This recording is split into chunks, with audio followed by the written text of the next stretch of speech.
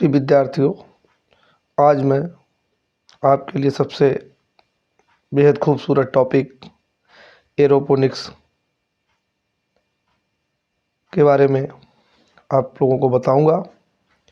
जो भी मैटर मैं लेता हूं सब कुछ गूगल पर उपलब्ध है। बस मैं एक छोटा सा आपको समझाने का प्रयास करूंगा।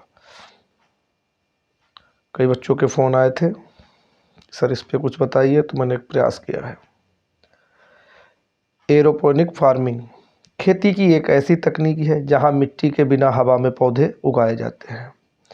इस विधि के तहत लटकती हुई जड़ों के माध्यम से पौधे को पोषण दिया जाता है। एरोपोनिक तकनीक में पोषक तत्वों को धुंध के रूप में जड़ों पर स्प्रे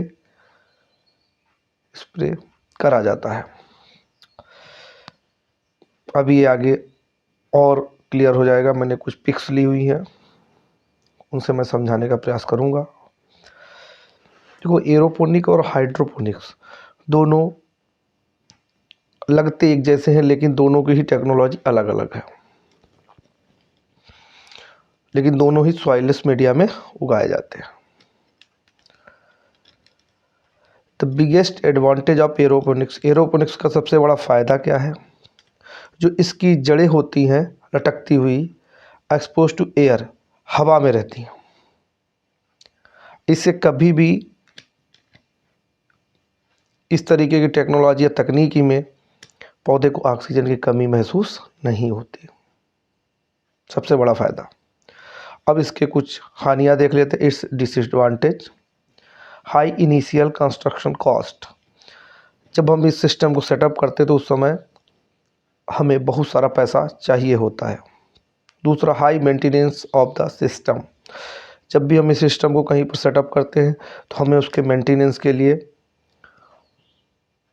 बहुत ज़्यादा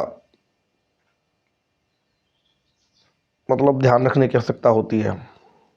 and high level of technical knowledge required, और उसके लिए मुझे टेक्निकल पर्सन्स की भी रिक्वायरमेंट होगी जो बहुत ज़्यादा तकनीकी के बारे में जानता हो, या मैं ये कह सकता हूँ कि बिल्कुल एक्सपर्ट हो इस तरीके की टेक्नोलॉजी के बारे में। हमें उस बंदे की भी ज़रूरत पड़ सकती है, या हमें जानकारी हो, जो बंदा सेटअप कर रहा है उसको जानकारी होनी चाहिए उसके बारे में।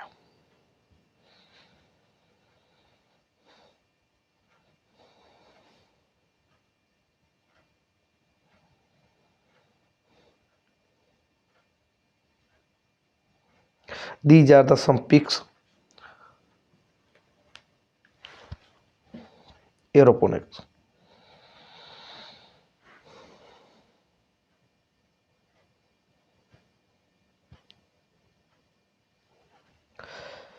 अब आप इस पिक्चर के माध्यम से सीखेंगे। ऊपर सबसे पहले क्या है, इन्होंने प्लांट्स लगा रखे हैं और उनकी रूट्स को क्या कर रखा है, एक्सपोज रखा है नीचे किसी बेस से, और नीचे जो है आपने पंप लगा रखा है।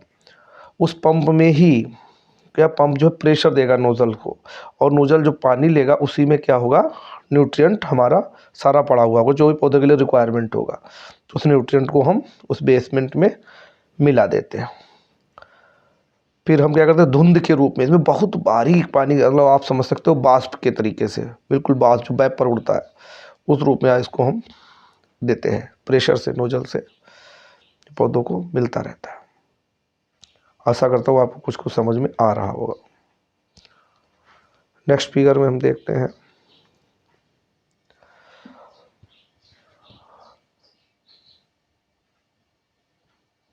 बस अंतर इतना है कि एरोपोनिक्स में हम धुंध के रूप में देते हैं पानी को प्रेशर के थ्रू, और हाइड्रोपोनिक्स में पानी लगातार चलता रहता है जड़ों के पास।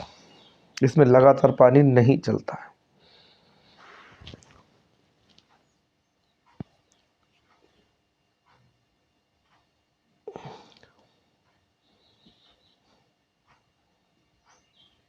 लास्ट वाली इमेज में भी आप देख सकते हैं कि बस इन्होंने बेस पे जहाँ पे पौधे को लगा रखा है, उसके बाद इन्होंने मिस्ट के लिए नोजल दे रखा है, प्रेशर को नीचे से पंप, और लिक्विड प्लस न्यूट्रिएंट नीचे भरा रहता है, हम उसमें लिक्विड को मिला लेते हैं।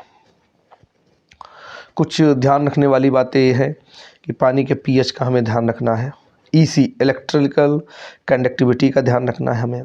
कम से कम सप्ताह में मुझे 2 बार चेक करना है।